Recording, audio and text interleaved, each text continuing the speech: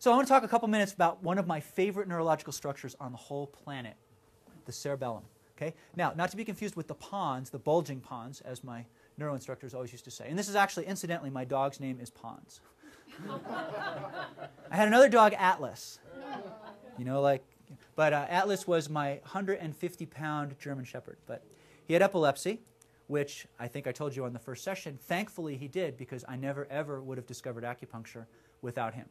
And he passed away when he was just under 4 years old, but they only gave him a year to live, so I consider he did pretty good. And a lot of that is because of acupuncture and herbs. And if we didn't have those two things, he probably never would have lived that long. So I owe a lot to him. But my other dog is Pons. She's 11, very crotchety, but a very good dog. She's a golden shepherd. Anyway, the cerebellum contains half of the neurons in the brain. Half. Wow. So if I control the cerebellum, I control what's going on, right? Pretty much. And that's what you want to do. We are cerebellar manipulators. That's what we do. Okay? There are 3 functional divisions and 3 sets of nuclei. And just look at this beautiful tree-like structure. The early anatomists look at this. Now remember, these guys like did a little opium, right? And they're like, wow, dude, it looks like a tree. Yeah, let's call it the tree of life, right? So that's what it's called, the arbor vitae, the tree of life. Okay? Cerebellum, cere also means little, bellum means war, so it also means little war in one translation, or bellum can also mean brain. War and brain, those 2 words just shouldn't be in the same sentence, but they do. Maybe it was a Bush thing. But cerebellum, little war, little brain. 4th ventricle here, pons. We have all these cortical fibers coming down from the brain, take a stop off in the pons, zip, zip over to the cerebellum, and then zip back up, either to go back up or back down. Now, the cerebellum doesn't have a direct efferent pathway. We don't have the cerebellospinal pathway, but we have the vestibulospinal pathway. And guess where the vestibular nuclei are? Right here, in the floor of the 4th ventricle. 2 of them, 2 superiors, 2 inferior. Okay, real important. They run the vestibulospinal tracts. They run all your extensors, guys. Okay, they also run your eye muscles. Okay, they make this scary pathway called the medial longitudinal fasciculus. Okay, what that does is goes to the cranial nerves that move the eyes. Okay? So neurology really isn't that scary.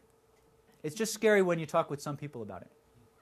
So, 6 pathways in to the cerebellum, okay? 3 pathways out of the cerebellum. The 6 in, 2 of them are peripheral. I can control 2. Cool. These central ones I can influence from the peripheral ones. So, good news for us. Okay, so the central afferents, okay, the stuff that's coming from the central nervous system, comes from the brain. Okay? They're called cortico-ponto-cerebellar fibers.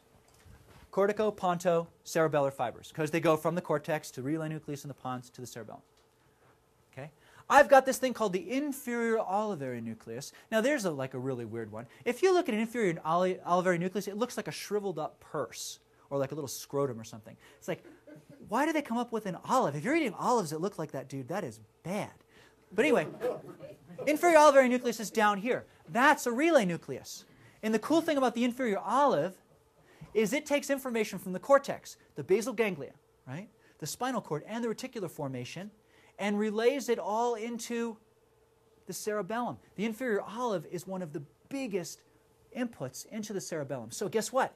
I stimulate the periphery, right? I'm going to stimulate the spinal cord. I'm going to influence my inferior Oliveri fibers. And remember, looking at cerebellar afferents, right, I have climbing fibers and mossy fibers. Okay?